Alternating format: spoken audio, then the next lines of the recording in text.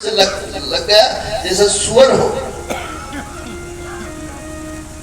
तो भगवान कन्हैया हंसने लगे। वो सोचे मैया जी बहुत ज्योतिषी है, ये शायद हमारे पूर्व जन्म का सब जान रही है। ये मैं कभी पहला अवतार बारह का बोल लिया था। पहला अवतार सनकादि मुनियों का है, दूसरा अवतार 12। तो 12 रूप में हम आए थे। शायद मैया बहुत बड़ी ज्योतिषी है, ये जान रही है सब हमारा पहले का सब वृतांत। तो हम ये कह रहे थे कि भगवान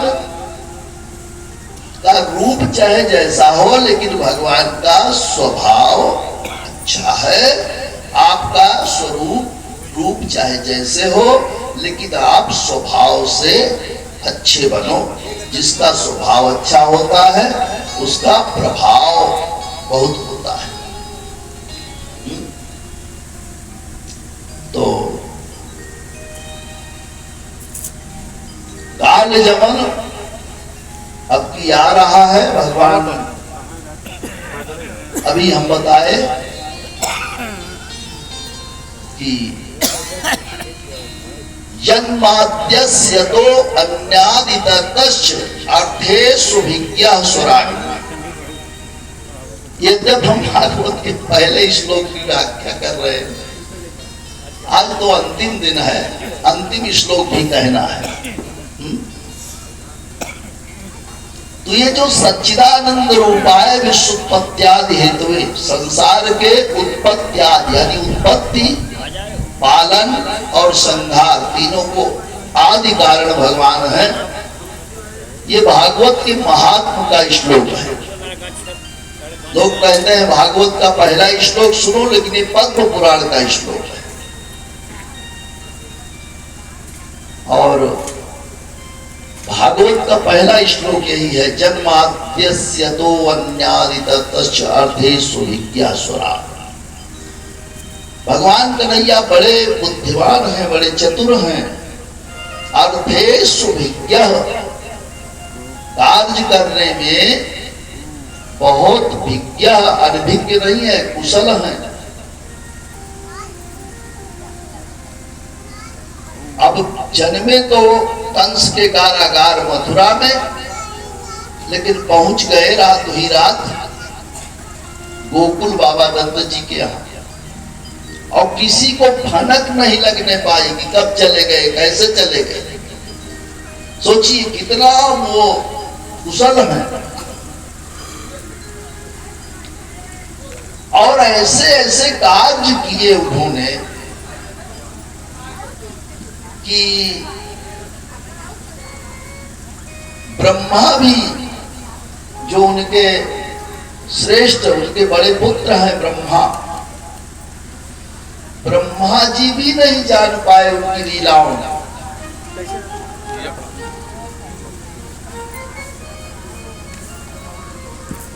यद सूर्य, बलराम जी भी नहीं जान पाए।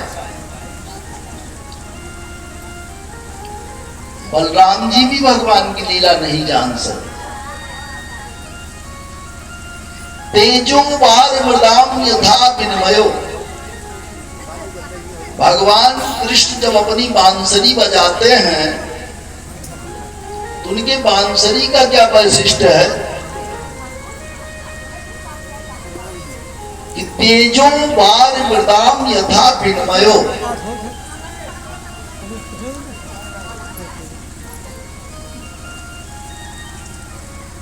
जल का धर्म पत्थर में और पत्थर का धर्म जल में विनिमय हो जाता है। विनिमयो लिखा है, विनिमयो।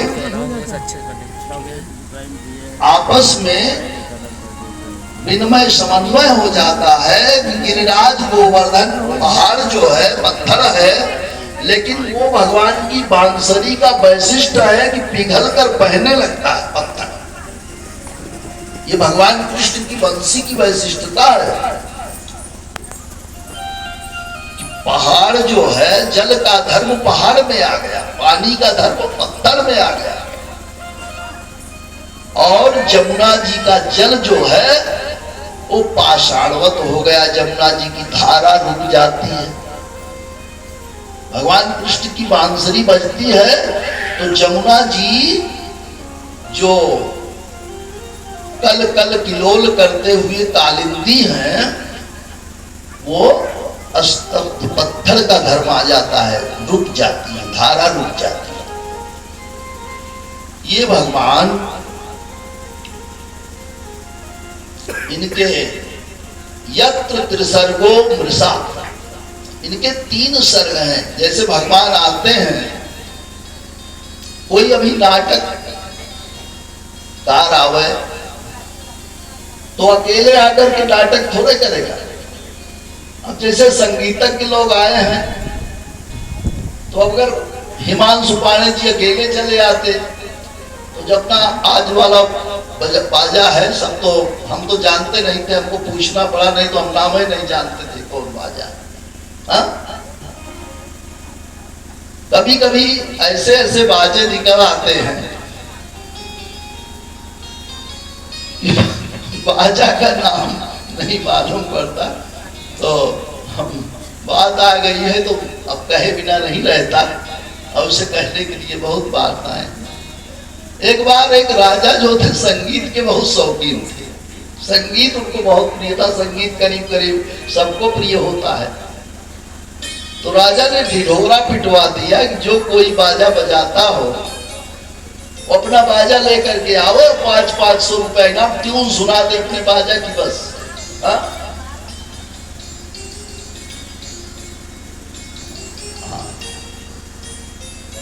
तो भाई अब ट्यून सुना करके जब 5 रुपया मिलना है, 500 रुपया मिलना है, तो सभी लोग अपना अपना बाजा लेकर के आ रहे हैं। अब कोई बिंजो बजाता है, कोई सितार, इकतार, बांसुरी, हारमोनियम, तो सब अपने अपने बाजे लेकर के आए। अब महाराज जी सब लाइन में लगे थे और अपने मंत्री, सेनापति, कैशियर, खजांची आदि को लेकर के सब अपने पार्षदों को निकले बाजा सुनने के लिए, सबको इनाम देने के लिए। उनके कैशियर थे ना, जब कहते इनाम तो इनाम दे देते। तो सबसे पहले जो व्यक्ति था वो भैया अर्गन लेकर के बैठे थे। हाँ, नाम उनका अमरजीत था। बोले कि पहले वही थे, तो महाराज बोले कि बजाओ भाई अपना बाजा। तब अमरजीत ने अपना राग छेड़ा। अबे देखो, ये पहले हमारे वादक हैं अमरजीत, ये अपने ट्यून सुना दें, अपने अर्गन की ट्यून। अब ये बात यहाँ नहीं है, राजा की बात, कोई बात नहीं, संकोच कर रहे हैं कि महाराज जी अब देखिए हम अपने संगीतज्ञों के साथ बजाते हैं, तो आप अकेले हमको अर्गन की ट्यून सुनवा रहे हैं। अब मान लीजिए हारमोनियम वाला था, हा? तो अपनी हारमोनियम की ट्यून छेड़ दिया। जब बोले कि सुनाओ, महाराज जी ने कहा हाँ हारमोनियम तो अच्छी बजाते हो। तुरंत खजांची से कहा दो 500 रुपया। अब वो 500 रुपया जब पाया तो उसी जो सब वादक आए थे उसमें एक थे मस्त राम यादव। भाई कोई यादव होगी तो बुरा न माने, नहीं कहा महाराज जी यादव यादव कर रहे हैं। मस्त राम यादव जो थे वो कुछ बाजा उजा नहीं बजाते थे, लेकिन उनको ये था कि इनाम हमसे क्यों वंचित रह जाए हम इनाम से, और सब उसमें तमाम लोग जाएंगे बाजा बजाने, तो उसी में हमको भी शायद है सबको साथ साथ बजवा करके इनाम बांट देंगे। ये सोच करके वो अपना एक खटिया का पाया लेकर के चले आए। पुराना पड़ा था, पता पुराना, तो वही खटिया का पाया लेकर के बस्तराम आए थे। तो और तो सब अपना अपना संगीत सुनाएंगे, लेकिन मस्त राम यादव वो देखे कि भाई हारमोनियम वाले का काम बन गया, फिर अर्गन वाले का काम बन गया, 500 रुपया वो भी पाया। इसी तरह से जो तबला बजाता था, जो ताल बजाता था, बिंचो बजाता था। जय श्री कृष्ण। ओ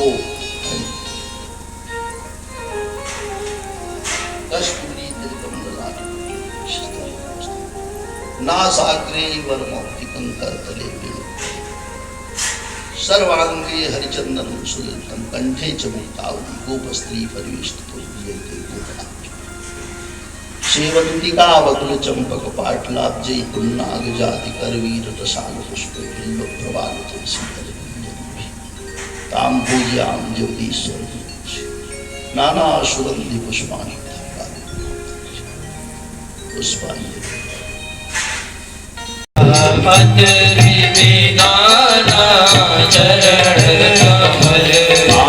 प्रभु प्रीत शीस कपीस छंगा प्रभु प्रीत शीस कपीस छंगा वाम दहिन दिस चाप निसंगा वाम दहिन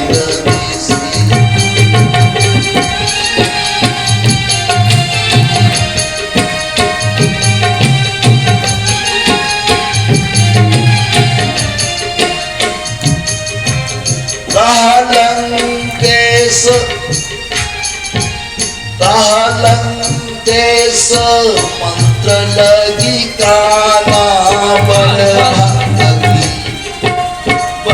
बलभागी अंगद हनुमाना बलभागी अंगद हनुमाना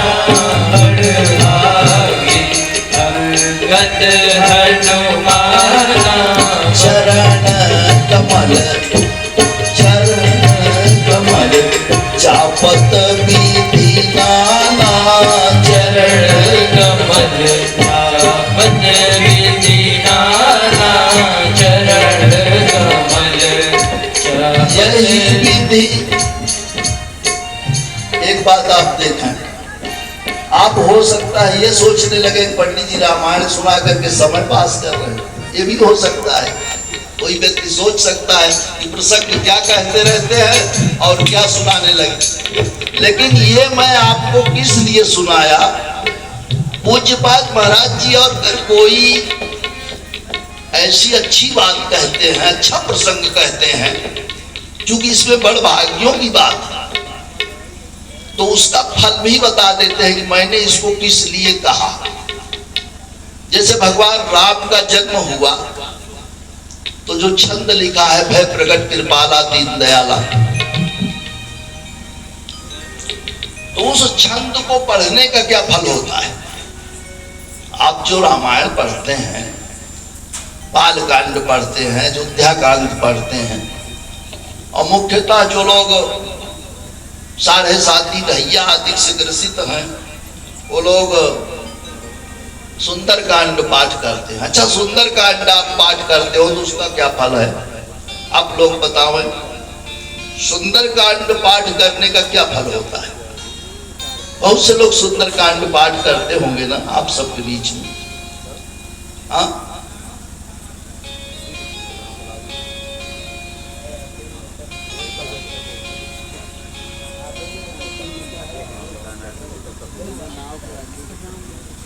बोलो भक्त वत्सल भगवान की जय हो।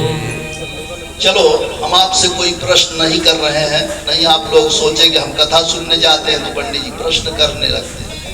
हमको आपसे कुछ पूछना नहीं है, पूछना तो एक बहाना है, कुछ हमको बताना है। आप लोग बिल्कुल कोई टेंशन ना लेंगे कि पंडित जी कुछ न कुछ प्रश्न, हमको कुछ पूछना उछना नहीं है आप लोगों से। जैसे वो जो रामायण में भगवान के जन्म के समय का छंद आप पढ़ते हैं तो उसका फल आप लोग सुन लीजिए।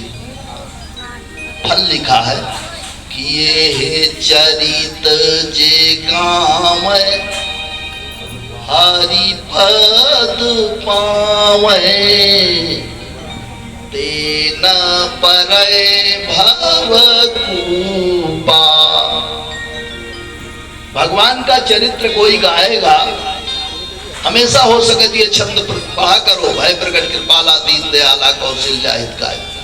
और कोई ये छंद पढ़े कि माता सीता जी को मंदिर में, गिरजा गौरी मैया के मंदिर में पूजा की थी, तो जो आशीर्वाद मैया गौरी जी प्रसन्न होकर के खसी माल मूरत मुस्कानी, तो वो भी बहुत सुंदर।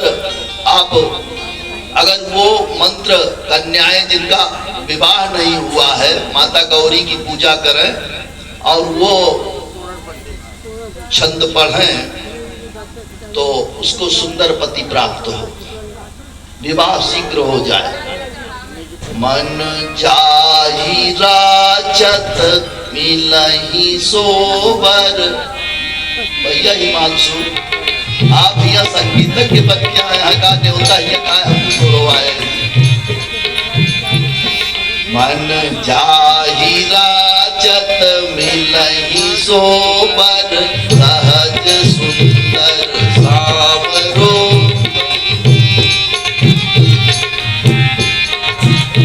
क्या पुराना माना ससुराली में आया तो बिल्कुल ना हमारे पड़ोसी किया बिल्कुल।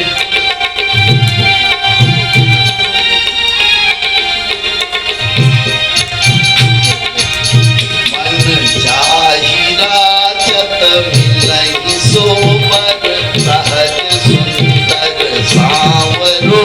करुणा निधान सुजान शील, सनेह जानत रावरो।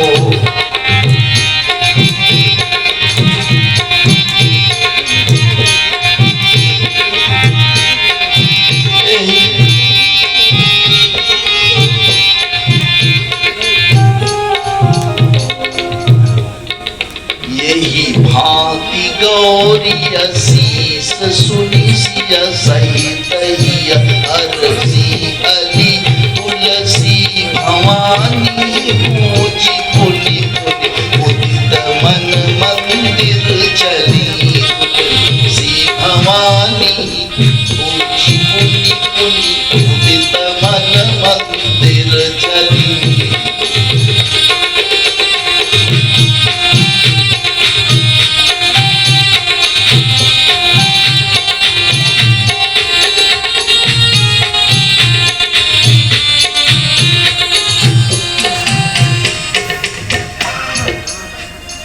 बोलो भक्त वत्सल भगवान की।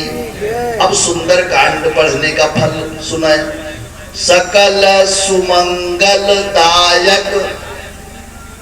सुंदर कांड पाठ करोगे तो हर तरह से प्रभु जी आपका मंगल करेंगे, कभी आपका मंगल नहीं होने देंगे।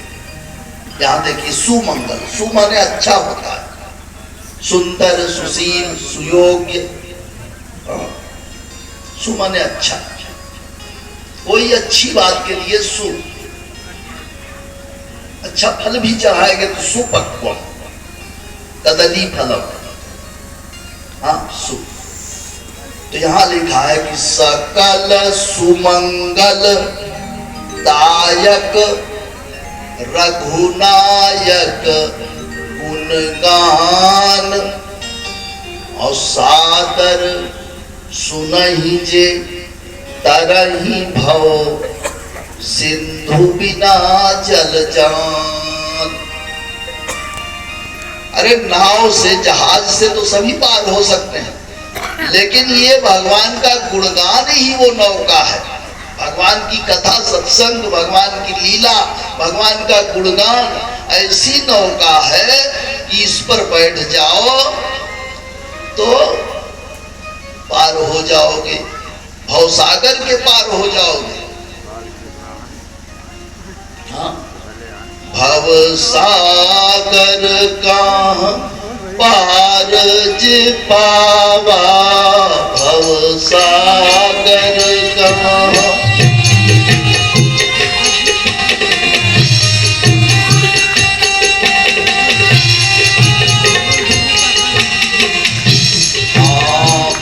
सागर कहाँ पार जो पावा, भव सागर कहाँ।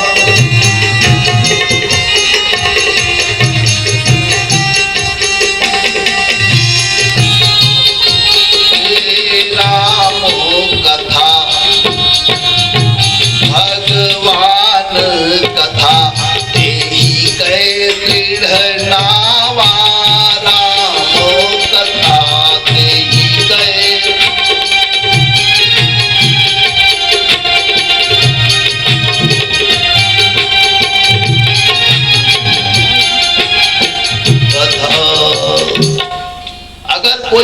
सागर के पार उतरना चाहे तो भगवान की कथा वो दृढ़ नौका है। कोई नौका भी ऐसी भी होती है कि शायद कुछ बहुत ज्यादा जीर्ण है, उसमें पानी उनी जाने लगे तो डूब जाए, लेकिन दृढ़ नावा दिख रहे हैं, बहुत मजबूत बड़ी सुंदर नौका है। अगर भवसागर के पार उतरना चाहो, जैसे देखिए कहीं अब नाव डोंगा होता है, कभी कभी नदी में चल रहा है तो टूटा फूटा है तो उसमें पानी जाता रहता है तो लोग उलझते रहते हैं, और नहीं कभी गड़बड़ हो गया तो डूब भी जाता है। लेकिन भगवान की कथा सत्संग में अगर आप सवार हो गए तो आपको डूबना नहीं है, पार होना है, ये आपको मतलब निश्चित। हाँ, तो ये अभी हमने जो भगवान का ये दृश्य आप अपने मन में बसावें कि प्रभु जी सुमन सुंदर कलियां बिछाई हैं, नवतर पिछले सुमन सुहाए। हाँ, और लक्ष्मण जी ने वो बचा उस पर देखिए मृगछाला, जब प्रभु जी माया मृग को मारीच को मारे तो फिर मृगछाला लिए कि नहीं लिए, कहीं रामायण में चर्चा फिर नहीं आई है आगे कि मृगछाला लिए प्रभु जी, क्या किए, कहाँ रखे, कुछ बीच में चर्चा नहीं आई। लेकिन यहाँ फिर लंका कांड में मृगछाला का नाम आ रहा है, शायद मृगछाला मार करके लिए थे। तापर परम रुचिर मृग छाला, तापर परम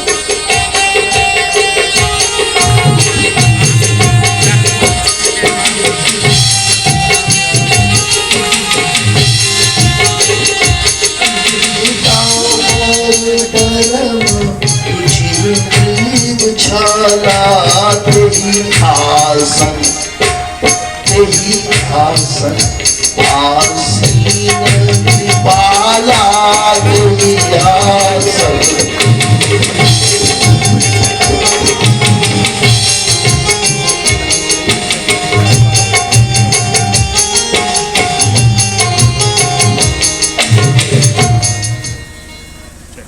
अब देखिए यही विधि कृपा धाम, बड़ी अच्छी बात है, इसको ध्यान देकर सुनो।